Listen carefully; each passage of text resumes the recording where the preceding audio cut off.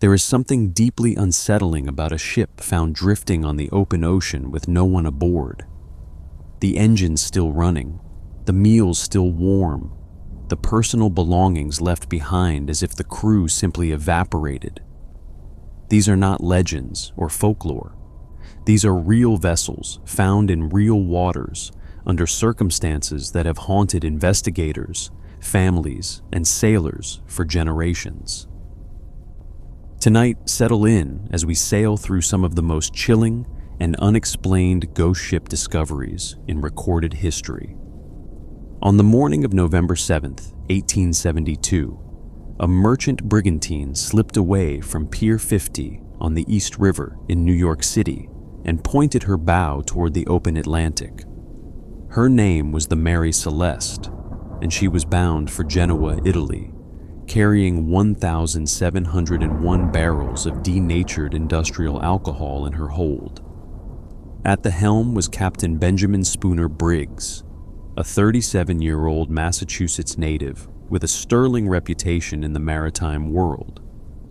He was deeply religious, a man who did not drink, and was known among his peers as a capable and cautious sailor who would never take unnecessary risks.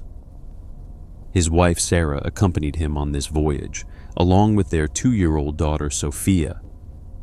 Their 7-year-old son Arthur had been left at home with his grandmother so he could continue attending school. Briggs had handpicked his crew with care. His first mate, Albert G. Richardson, was married to a niece of the ship's co-owner, James Winchester, and had served under Briggs before. The second mate, Andrew Gilling, was a young New Yorker of Danish descent.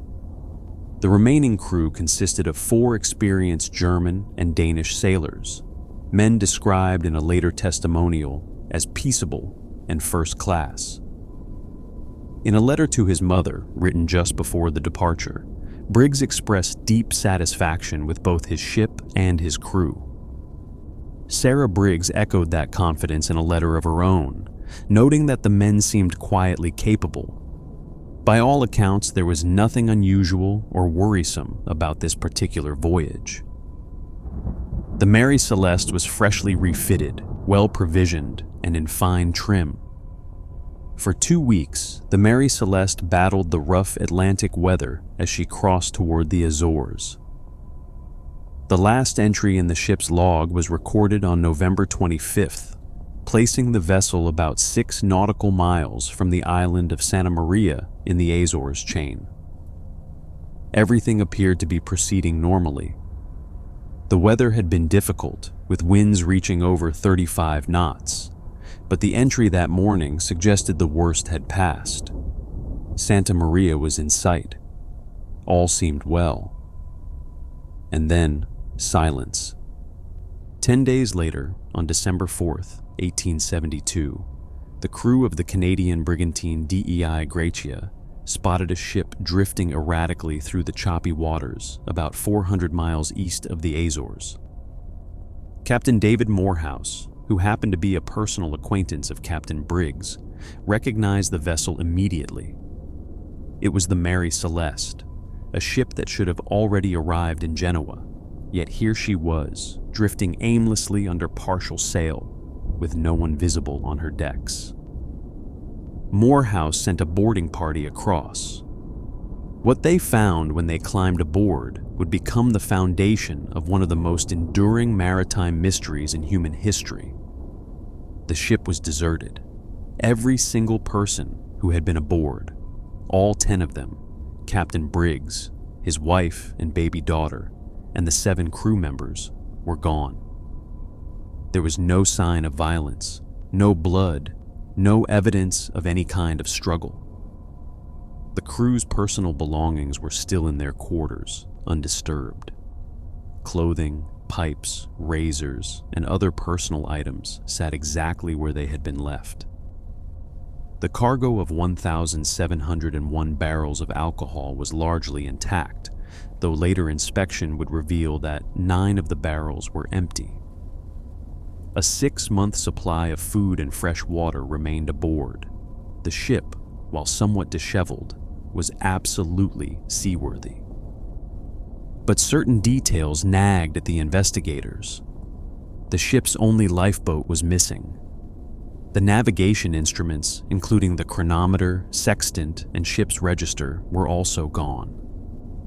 One of the two pumps had been disassembled, and there was roughly 3.5 feet of water sloshing in the bilge, an amount concerning but far from catastrophic for a vessel of this size. The main halyard, a thick, sturdy rope about 3 inches in circumference, had been snapped and was found hanging over the side of the ship.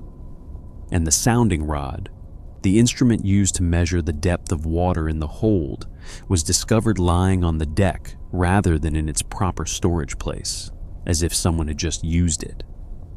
The DI Gracia crew sailed the Mary Celeste some 800 miles to Gibraltar, where British authorities convened a salvage hearing. The presiding official, Frederick Solly Flood, was deeply suspicious.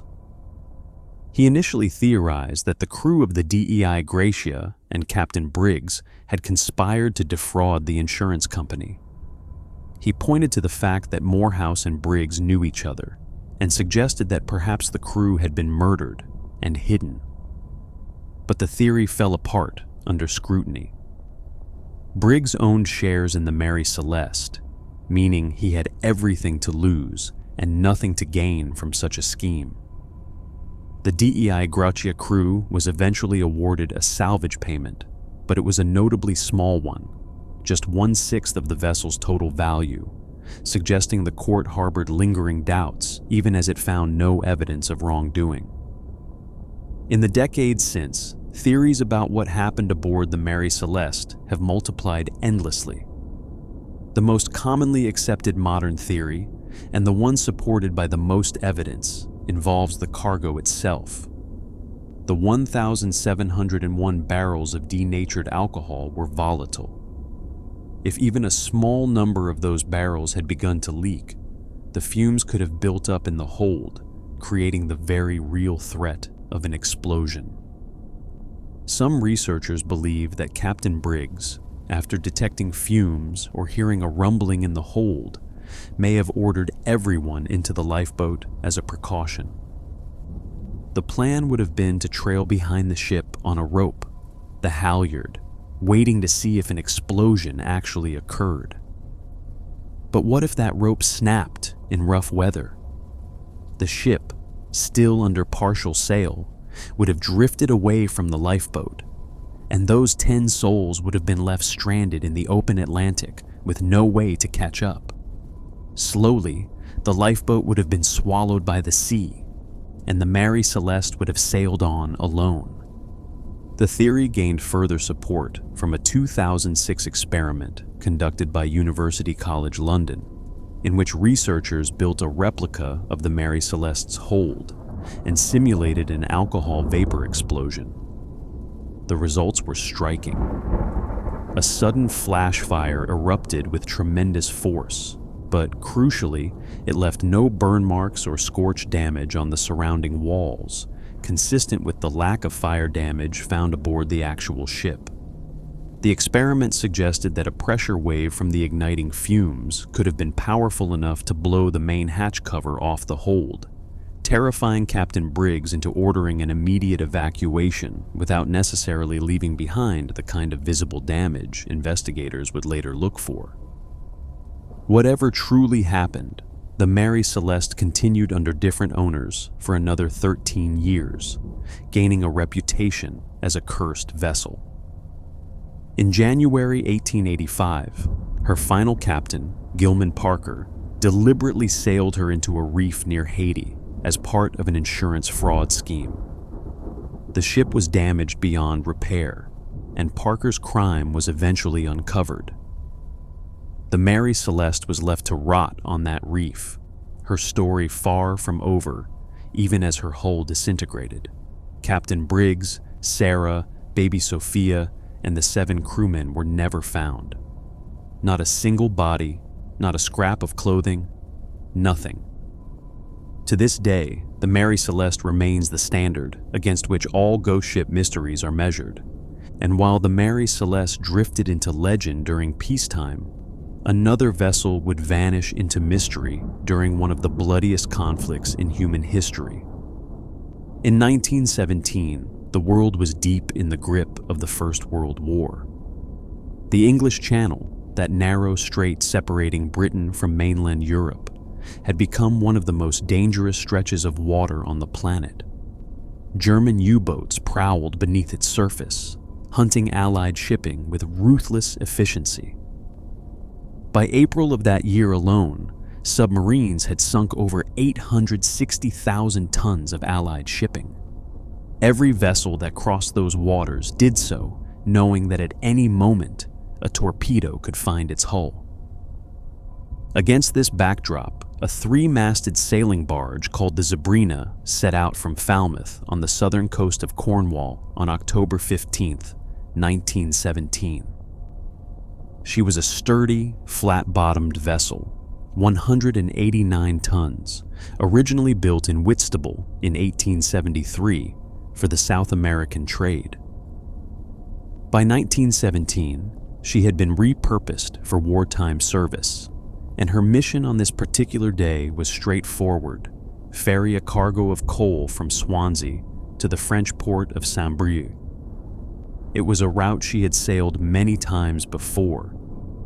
Captain Archibald Martin commanded a crew of 5 men, and the voyage was expected to be a short one, just a crossing of the channel.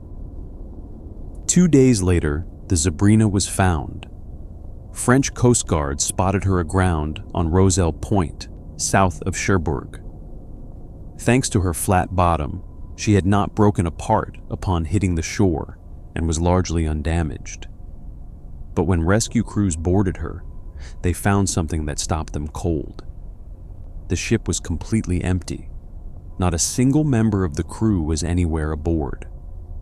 The coal cargo sat untouched in the hold.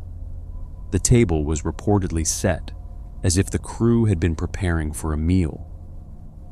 The rigging showed some minor disarrangement, but the ship herself was in remarkably good condition. The captain's log was still on his desk, and the last entry corresponded to the day the Zebrina had departed Falmouth.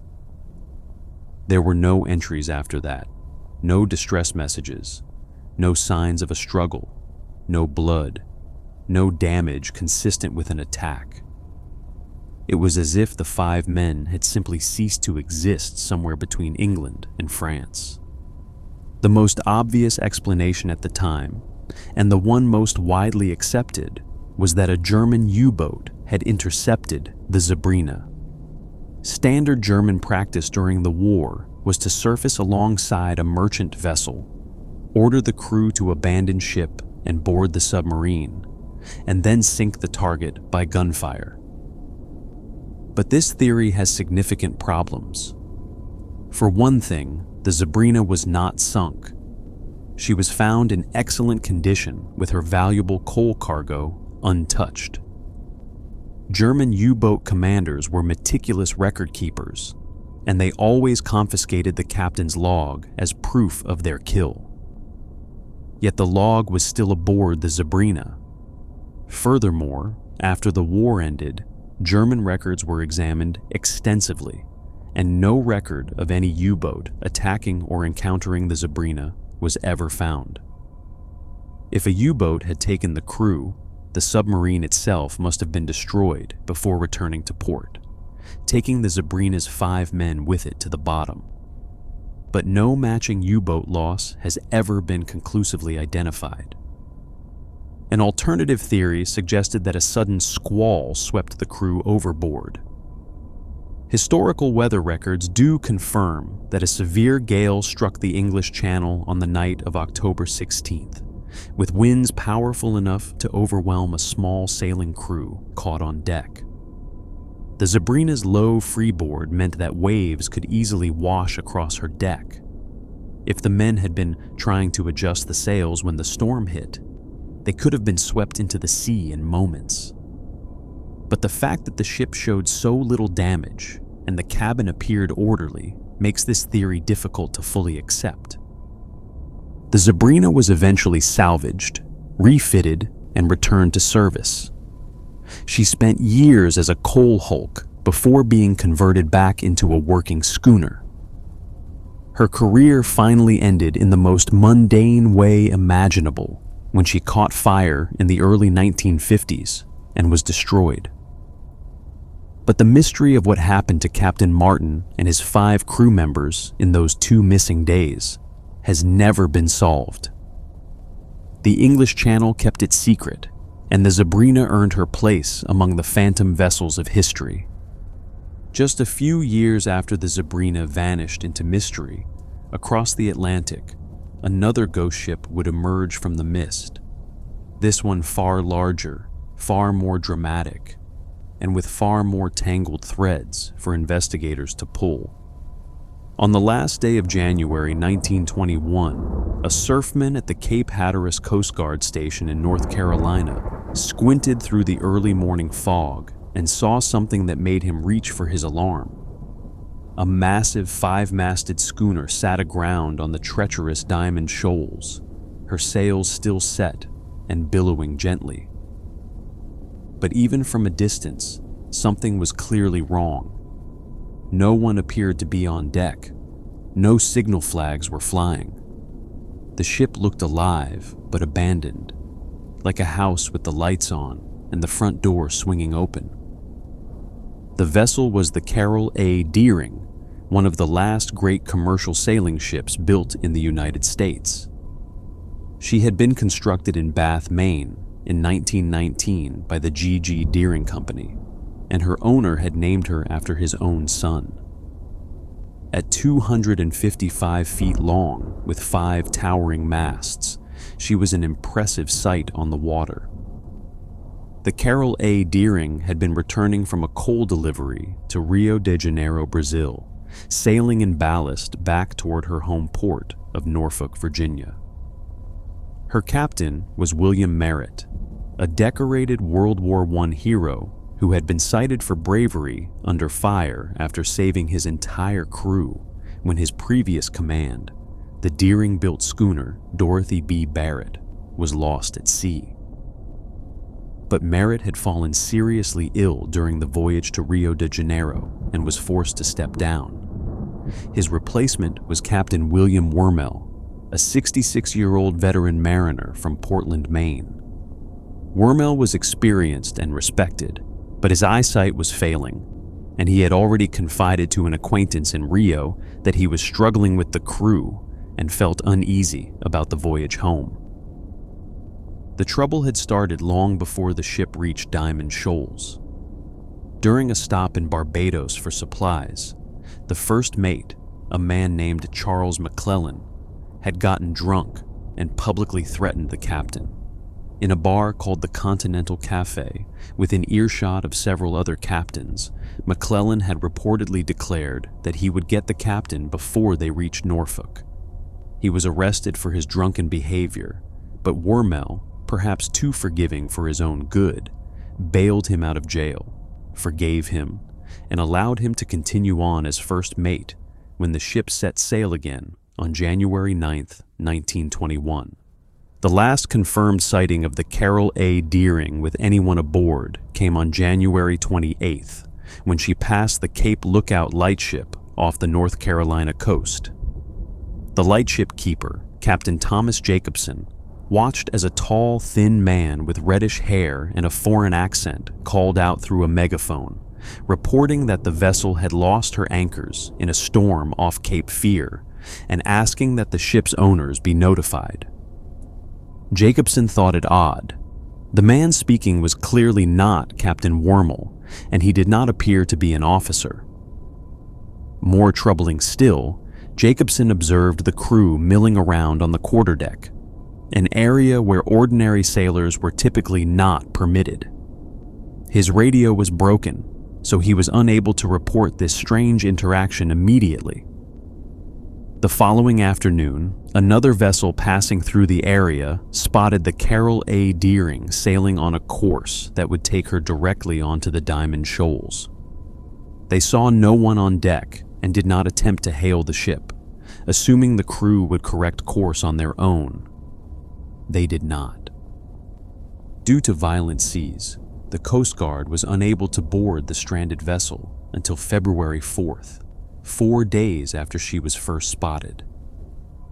What they found deepened the mystery considerably. The ship was completely abandoned. The crew, all 12 men, had vanished. The lifeboats were gone.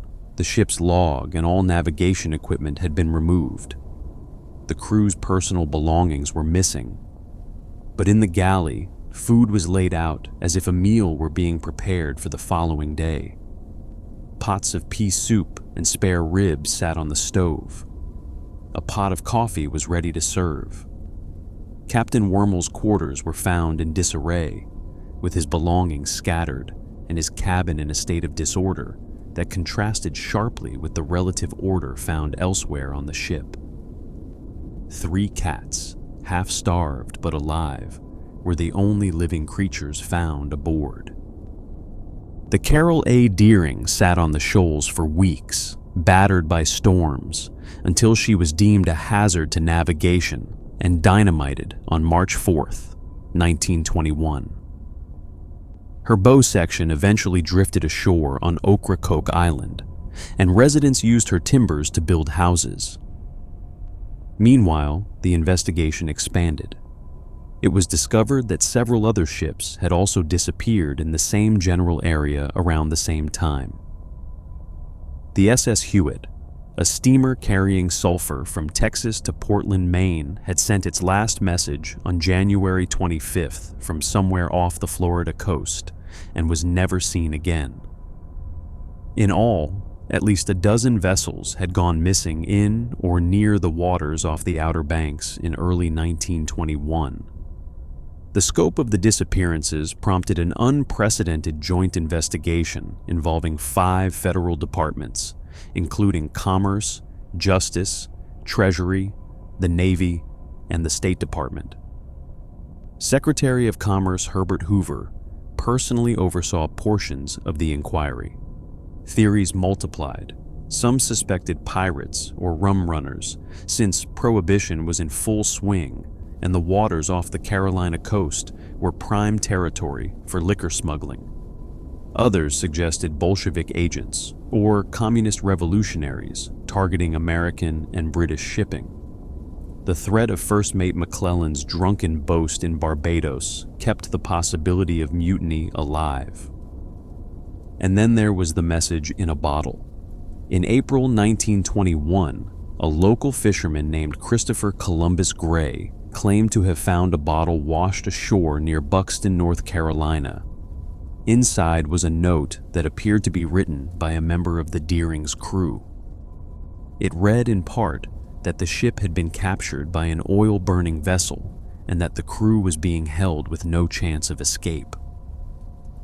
The discovery set off a firestorm of speculation. But after months of investigation, Federal Agent Lawrence Ritchie confronted Gray, and the fisherman confessed. He had fabricated the entire thing, apparently hoping to discredit staff at the Cape Hatteras Lighthouse in a petty feud. With that lead debunked, the investigation stalled. Coast Guard Captain R.L. Gaskill, one of the first to have spotted the Deering aground, offered perhaps the most prosaic explanation. Faced with a ship stuck on the shoals, 90-mile-an-hour winds, and mountainous seas, the crew may have simply panicked and abandoned ship, hoping to reach shore in the lifeboats, but perishing in the attempt. But the prepared meal, the missing log, and the strange behavior of the crew at Cape Lookout suggest something more complicated than a panicked evacuation.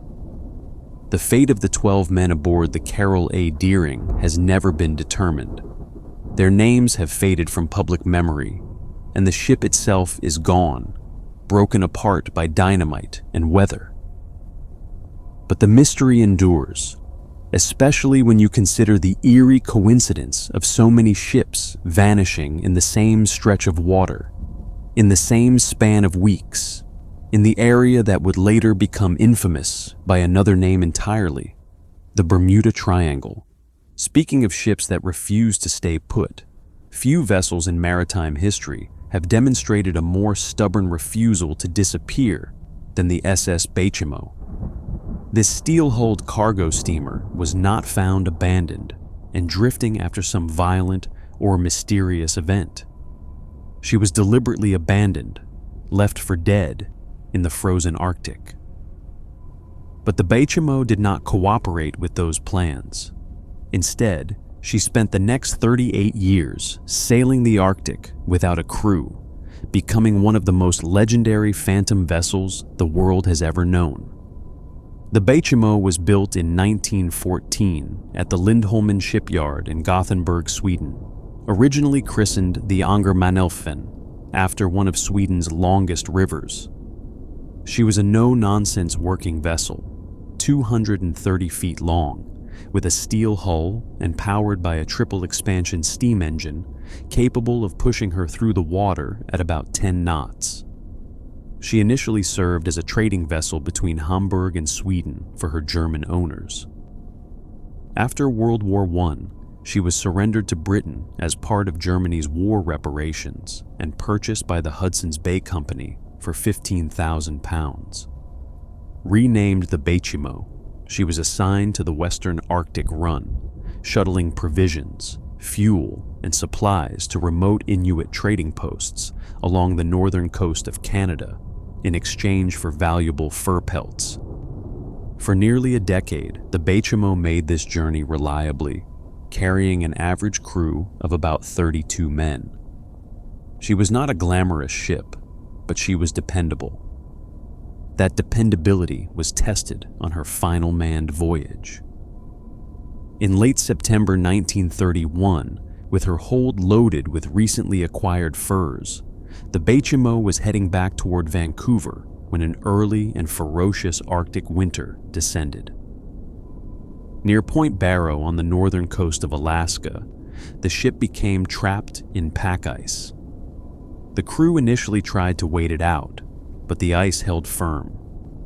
By October 15th, the Hudson's Bay Company made the decision to airlift 22 of the crew members to safety, while Captain Sidney Cornwell and 14 others remained behind, intending to wait out the winter near the ship if necessary. They built a makeshift shelter on the ice, fashioned from hatches, tarpaulins, and salvaged materials, and settled in for what they hoped would be a temporary encampment. On November 24th, a violent blizzard tore through the region. The men huddled in their shelter as the wind screamed and the ice groaned around them. When the storm finally abated and they emerged, the Baychimo was gone. The ice shelf on which they had camped was intact, but the ship had been ripped free and carried away. Captain Cornwell's heart sank. He was certain the Baychimo had been crushed by the ice and had sunk. But a few days later, an Inuit seal hunter arrived with unexpected news. He had seen the Baychimo, roughly 45 miles to the south, locked in ice near Skull Cliff. Cornwell and his men trudged through the frozen landscape and found the ship exactly where the hunter described. She was battered, clearly damaged, and Cornwell judged her no longer seaworthy. The crew salvaged the most valuable furs from the hold, and in March 1932, they were airlifted back to Vancouver. The Hudson's Bay Company filed the paperwork recording the Baychimo as a total loss. The story, by every reasonable expectation, should have ended there. But the Baychimo had other ideas. Over the next nearly 4 decades, the unmanned ship was spotted again and again, drifting through the icy waters of the Beaufort and Chukchi Seas. In 1932, a prospector named Leslie Melvin passed by her during a dog sled journey and reportedly helped himself to some flags and supplies. In August of that same year, 28 Inuit men boarded her, but a storm drove the ship back out to sea. In August 1933, she was sighted again 12 miles off the settlement of Wainwright, Alaska, and was boarded by local inhabitants and the crew of the motor vessel Trader. A whaleboat and some furniture were salvaged. One of the most remarkable encounters occurred in March 1933, when a group of Inuit hunters managed to board the Baychimo only to become trapped aboard for 10 days when a sudden storm struck. When the weather finally cleared, they discovered the ship had carried them roughly 250 miles from where they had climbed on. In November 1939, Captain Hugh Polson boarded the Baychimo with the intention of salvaging her, but creeping ice floes once again intervened, forcing him to abandon the attempt. She was spotted again in September 1935 and in March 1962, and each time those who saw her noted the same thing. She was damaged, rusting, listing, but she was still afloat, still wandering. The last confirmed sighting of the SS Baychimo came in 1969, when a group of Inuit reported seeing a rusting hulk caught in the ice of the Beaufort Sea between Point Barrow and Icy Cape. By then, the ship had been sailing without a crew for 38 years. No one saw her sink. No wreckage was ever found. In 2006, the Alaska state government launched a project to locate the Baychimo, along with an estimated 4,000 other ships lost in Alaskan waters, but the effort yielded nothing. The ghost ship of the Arctic has never been found. Whether she finally succumbed to the ice, or whether some part of her still rests on the silty bottom of the Arctic Ocean, no one can say with certainty. All we know is that she was abandoned and left for dead, and she sailed on anyway for nearly 4 decades, a phantom ship crewed by nothing but wind and ice. While the Baychimo's story is one of resilience and refusal, the next tale takes a far darker turn. The story of the SS Ourang Medan is, depending on who you ask, either one of the most horrifying maritime disasters in history or one of the most elaborate hoaxes ever told. The truth, as is so often the case with ghost ships, likely lies somewhere in between, but the details are chilling enough to keep you listening either way. The most widely circulated version of the story begins in either June 1947 or February 1948, somewhere in the Straits of Malacca, the narrow waterway separating the Malay Peninsula from the Indonesian island of Sumatra. Several ships in the area, as well as coastal radio stations, intercepted a distress signal transmitted in Morse code. The message was urgent and fragmented. It reportedly read, quote, "SOS from Ourang Medan. We float. All officers, including the captain, dead in chart room and on the bridge. Probably whole crew dead." End quote. The message was followed by a burst of indecipherable dots and dashes, and then 2 final chilling words. "I die." After that, silence. The American merchant vessel Silver Star was determined to be the ship closest to the Ourang Medan's last known position and changed course to render assistance. When the Silver Star's crew spotted the Dutch freighter some hours later, the ship was drifting silently, her engines dead, no flags flying, no movement visible on deck. Calls over the megaphone went unanswered. A boarding party was dispatched. What they found aboard the Ourang Medan was the stuff of nightmares. The decks were littered with dead bodies. The crew, the officers, even the ship's dog lay sprawled on their backs, faces turned upward toward the sky. Their eyes were wide open, their mouths stretched in what appeared to be silent screams of terror. Their arms were outstretched, as if reaching for something or trying to fend off an invisible attacker. Not a single person aboard was alive.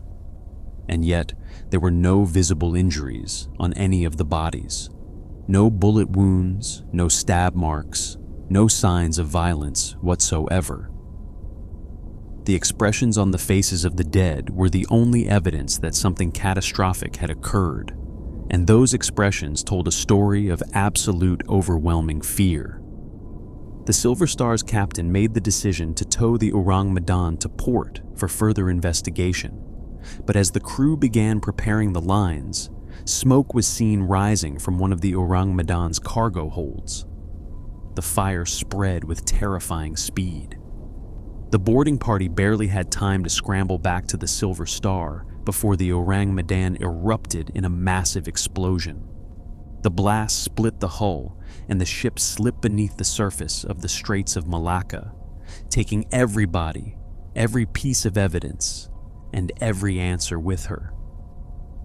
Now, it must be said that the Ourang Medan's existence has never been verified. No shipping records, registration documents, or crew manifests for a vessel by that name have ever been found. The dates and locations of the incident change depending on which version of the story you read. Some accounts place it in 1940, others in 1947, still others in 1948.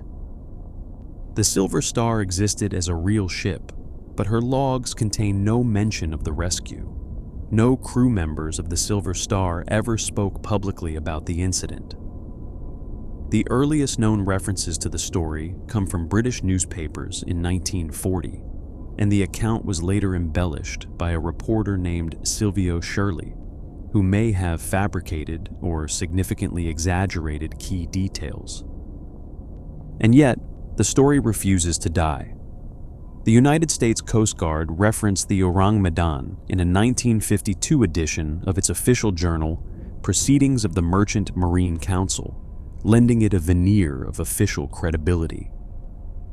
A German publication from the same era suggested that the ship may have been secretly transporting hazardous chemicals, possibly potassium cyanide and nitroglycerin, and that seawater entering the hold could have reacted with the cargo to produce toxic gases that killed the crew through asphyxiation. Some researchers have theorized that the Ourang Medan was involved in the illegal smuggling of wartime chemical weapons, and that her deliberate exclusion from shipping registries was designed to cover the tracks of whoever was responsible for the cargo. Whether the Ourang Medan was a real ship with a real and terrible fate, or a masterfully crafted sailor's yarn that took on a life of its own, the image of those dead men with their faces frozen in terror remains one of the most haunting in all of maritime lore. From the stifling heat of the Straits of Malacca, our journey now takes us to the vast, empty expanse of the South Pacific, where in 1955, another vessel would earn its place among the most baffling ghost ships of the 20th century. The MV Joyita, a 69-foot wooden merchant vessel, has been called the Mary Celeste of the South Pacific, and the comparison is well earned. The Joyita had lived many lives before her final, fateful voyage. She was built in 1931 at the Wilmington Boat Works in Los Angeles, originally commissioned as a luxury yacht for Hollywood film director Roland West. West named the ship after his wife, actress Jewel Carmen, the word Joyita meaning little jewel in Spanish.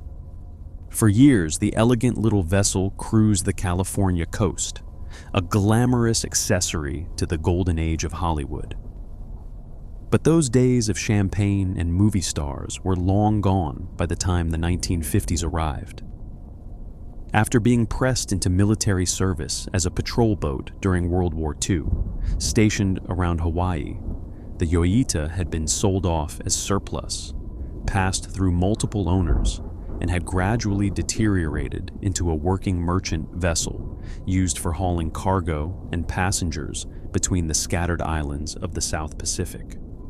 By 1955, the Joyita was owned by a professor from the University of Hawaii named Dr. Catherine Luomala, who had chartered her to a British-born adventurer and sailor named Thomas Henry Dusty Miller.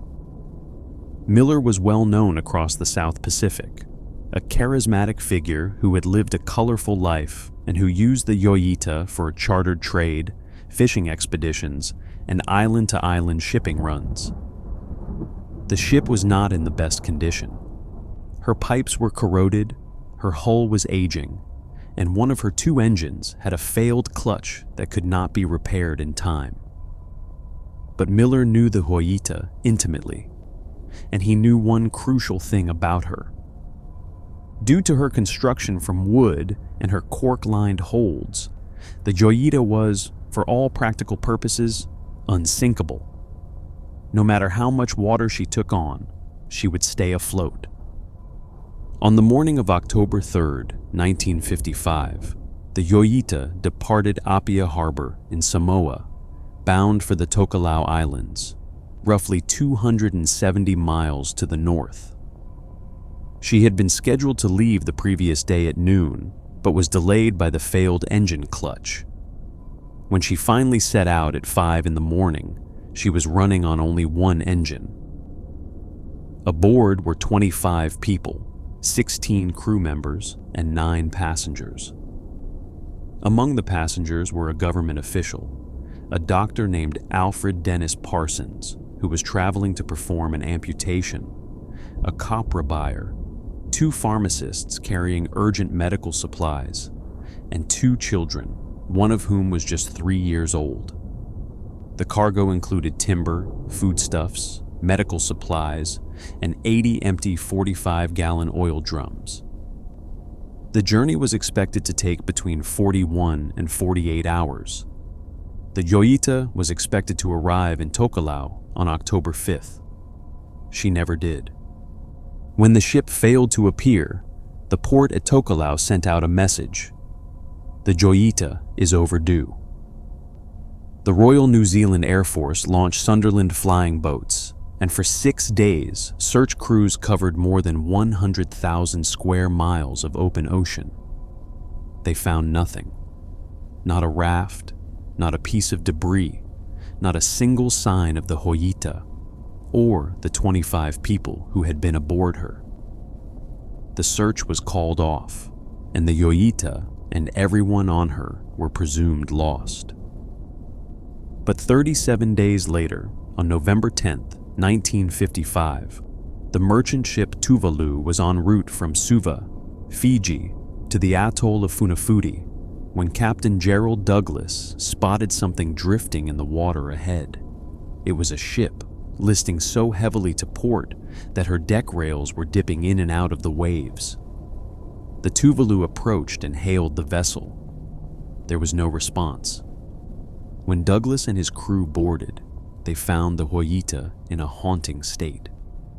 She was partially submerged, her decks awash, listing heavily, but still stubbornly, almost defiantly, afloat, more than 600 miles from where she had been expected. And she was completely empty. Not a single person remained aboard. All 25 passengers and crew had vanished. The lifeboats were gone. The ship's dinghy was gone. The navigation equipment and logbook had been removed. 4 tons of cargo were missing. The ship's auxiliary radio was tuned to 2182 kilohertz, the International Marine Distress Frequency, indicating that someone aboard had attempted to call for help. But the radio itself was found to be inoperable due to faulty wiring, its effective range reduced to barely 2 miles. Whoever had tried to send a distress call would have been transmitting into empty air. Among the most unsettling discoveries were blood-stained bandages found on the deck, suggesting that someone aboard had been injured, possibly seriously. A doctor's medical bag was found open, as if it had been used in a hurry, its contents partially scattered. Broken glass littered portions of the upper deck, and parts of the bridge and superstructure above the waterline had been damaged, though investigators debated whether this damage was caused by an event aboard or simply by the ship being battered by waves during her 5 weeks adrift. The ship's clocks had stopped, and mattresses had been stacked against the deckhouse on the port side, possibly as a makeshift barrier against the sea. But perhaps the most critical finding was a corroded pipe in the engine room, one of several that had been improperly replaced during the ship's wartime service. This pipe had been leaking seawater into the hull, slowly but relentlessly flooding the engine room. It is likely that this slow, steady leak is what initiated the chain of events that led to the abandonment. A formal inquiry held in Apia in February 1956 found that the Joyita had been in a poor state of repair, but concluded that the fate of the passengers and crew was, and this is a direct quote, inexplicable on the evidence submitted at the inquiry. Theories ranged from the plausible to the outlandish. Some speculated that Captain Miller, who was deeply in debt and desperate to reach Tokelau, had pressed on despite the flooding until a confrontation with the crew led to mutiny. In this scenario, Miller was injured during the struggle, and the first mate, a man named Chuck Simpson, took control of the ship and made the decision to abandon her, not knowing that the Joyita could not actually sink. Others suggested piracy, a Japanese fishing fleet attack fueled by lingering wartime tensions, or even a Cold War-era encounter with a Soviet submarine.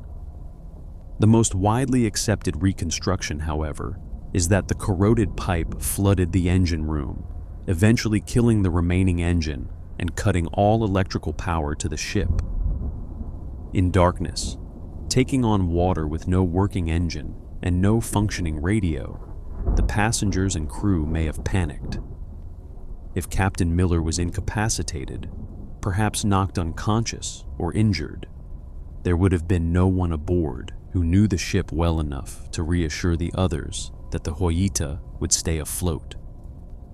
Convinced the ship was sinking, they may have loaded themselves onto the life rafts and attempted to reach land. But the Pacific Ocean is vast, the currents are unpredictable, and none of the lifeboats or rafts were ever found. 25 people stepped off a ship that would not sink into an ocean that would not forgive. Only 6 of the 25 people aboard the Joyita were ever officially declared dead, all of them Europeans whose families had the resources to push for formal closure. The remaining 19, most of them Pacific Islanders, were left in bureaucratic limbo for decades. Their families, scattered across Samoa, Tokelau, and Kiribati, were never given the same respect or resolution.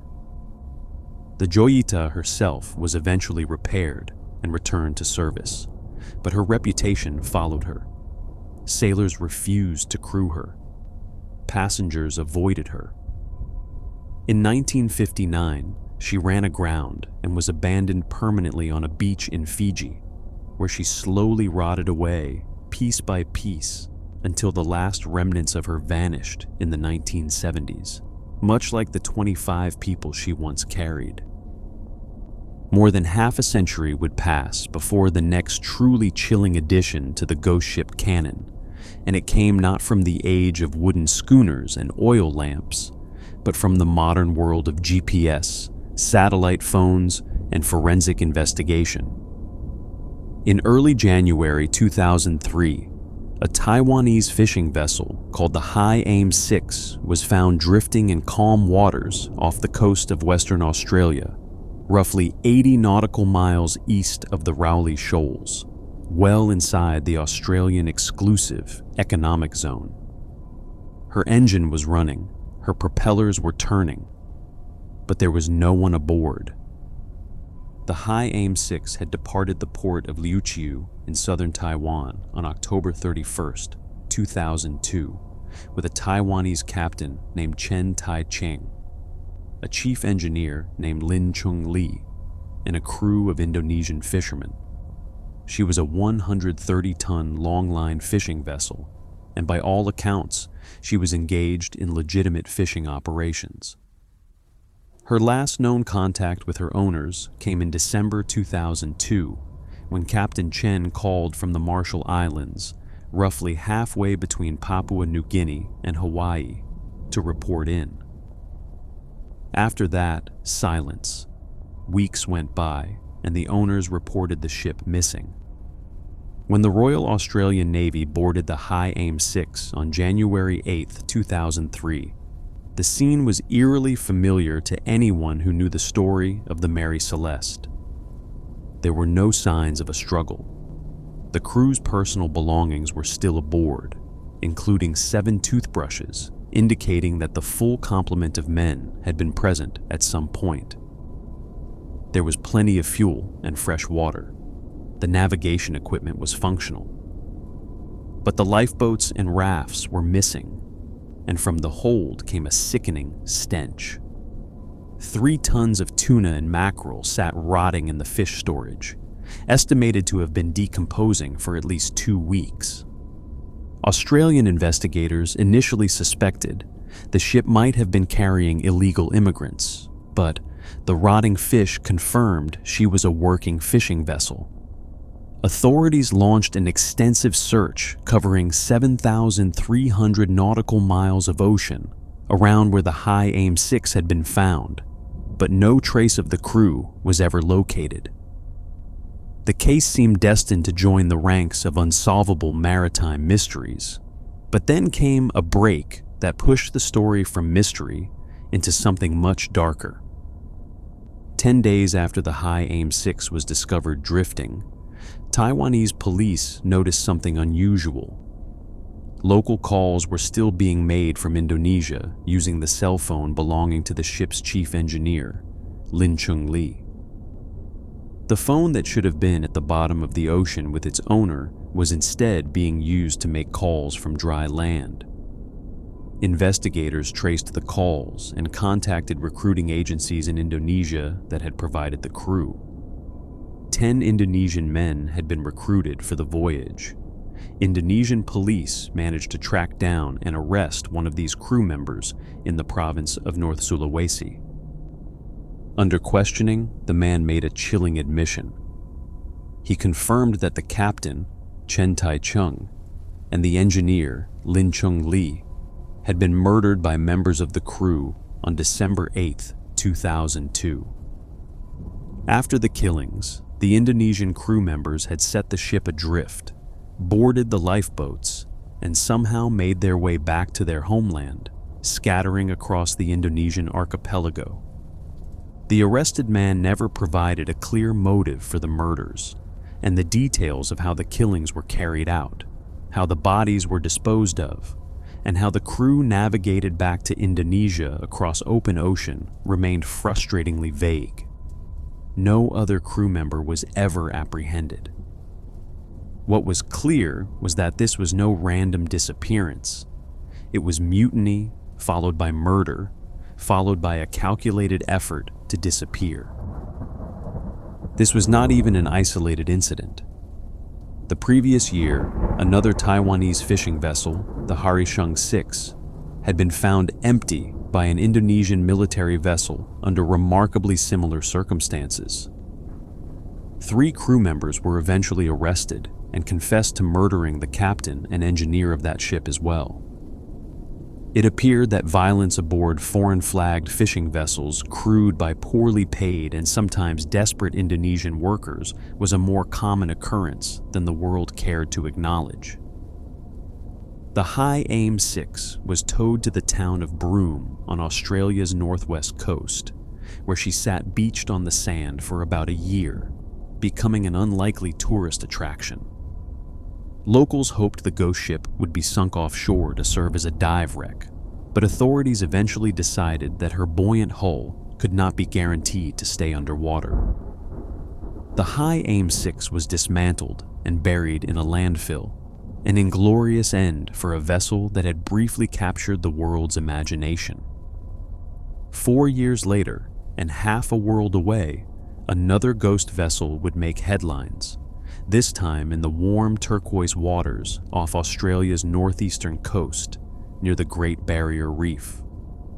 On April 18, 2007, a Coast Guard aircraft flying over the Coral Sea spotted a white catamaran drifting roughly 88 nautical miles northeast of Townsville, Queensland. The vessel appeared to be in distress, and when authorities finally boarded her 2 days later, on April 20th, they found a scene that would be compared over and over again to the Mary Celeste. The catamaran was the Caz 2, a 9.8-meter yacht owned by a 56-year-old man from Perth named Derek Batten. Batten had purchased the Caz 2 in 2006 for about $80,000 and had taken a sailing course and made 2 previous trips around the Whitsunday Islands to familiarize himself with the vessel. On this trip, he was joined by 2 neighbors, brothers Peter and James Tunstead, age 69 and 63 respectively.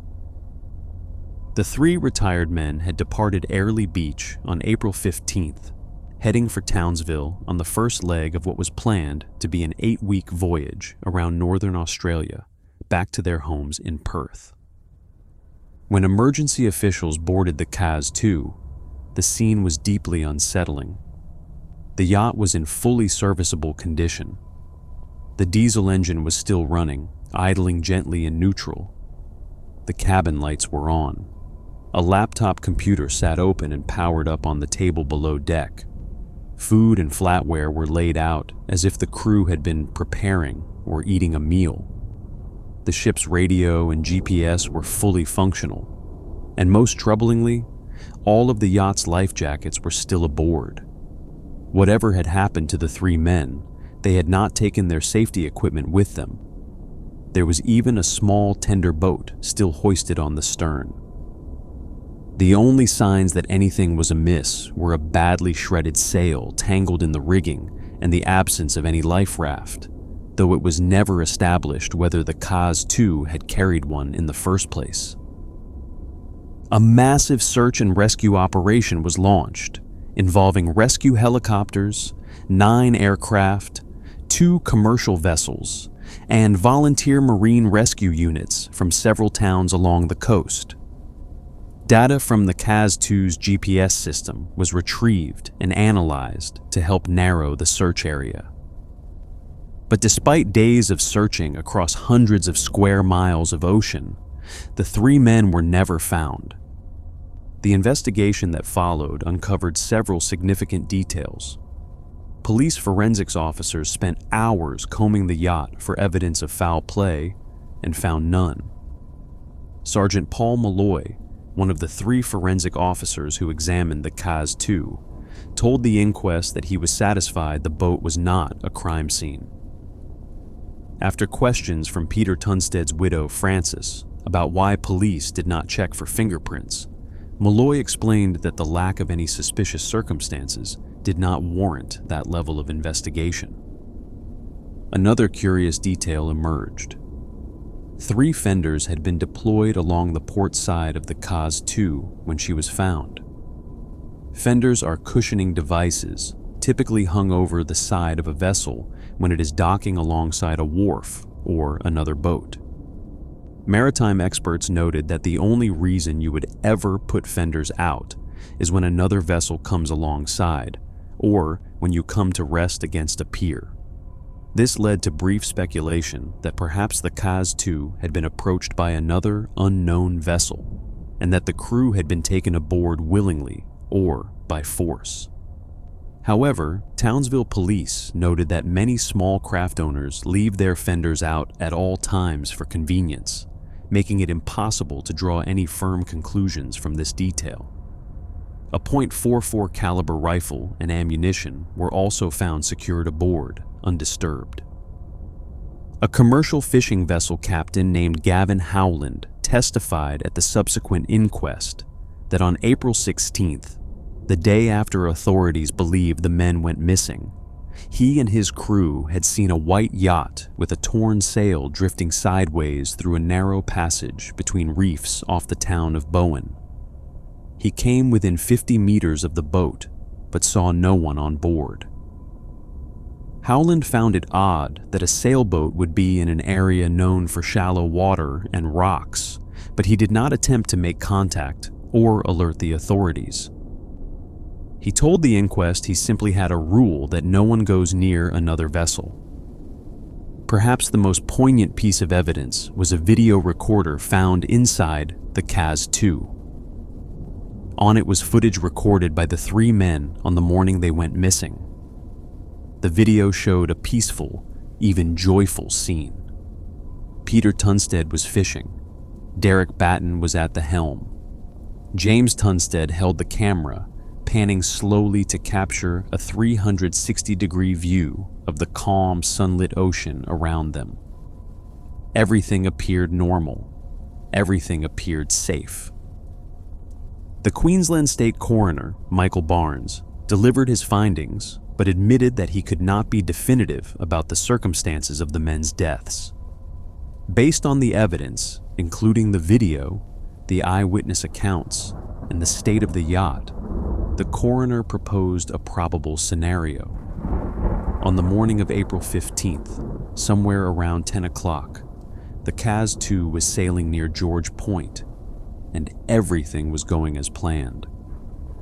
Then, in the space of about an hour, things changed dramatically. The men had hauled in a white rope that had been trailing behind the boat and bundled it up on the foredeck. For unknown reasons, James Tunstead removed his shirt and glasses and placed them on the back seat. A fishing line was found tangled in the yacht's rudder, suggesting that one of the men may have gone to the back of the boat to try to free it. Standing on the catamaran's sugar scoop platform, a small platform at the stern that sits close to the waterline, would have been perilous while the boat was moving. Falling into the water from that position would be easy. Getting back aboard would be nearly impossible. The coroner theorized that one man fell in while trying to clear the fishing line. A second jumped in to help, and the third, perhaps panicking or also trying to assist, ended up in the water as well. The CAS-2, with her engine still running and her sails catching the wind, would have continued moving, quickly pulling away from 3 men treading water in open ocean with no life jackets and no way to signal for help. Within minutes, the yacht would have been out of reach. Within hours, it would have been out of sight. It is a mundane explanation, almost painfully ordinary. No pirates, no sea monsters, no mysterious forces. Just 3 men, a tangled fishing line, and a boat that did not wait for them. And yet, because the bodies were never found, because the video offers no clues beyond a serene morning on the water, and because the full story of what happened in that critical hour will never be known, the CAS-2 remains Australia's most famous ghost ship. A vessel found with its engine running, its table set, its life jackets hanging in their place, and 3 men simply gone, as if the ocean had opened up and swallowed them without a trace. These are the stories of ships that sailed into the unknown and came back empty. Vessels found adrift on every ocean on Earth, from the frozen Arctic to the tropical Pacific, spanning centuries of human seafaring.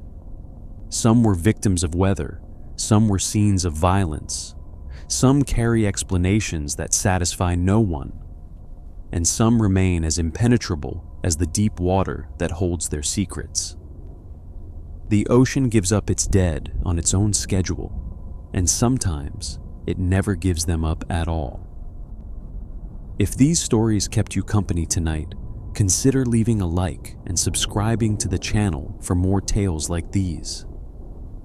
Sleep well, and remember, the sea is patient, and the sea keeps its secrets.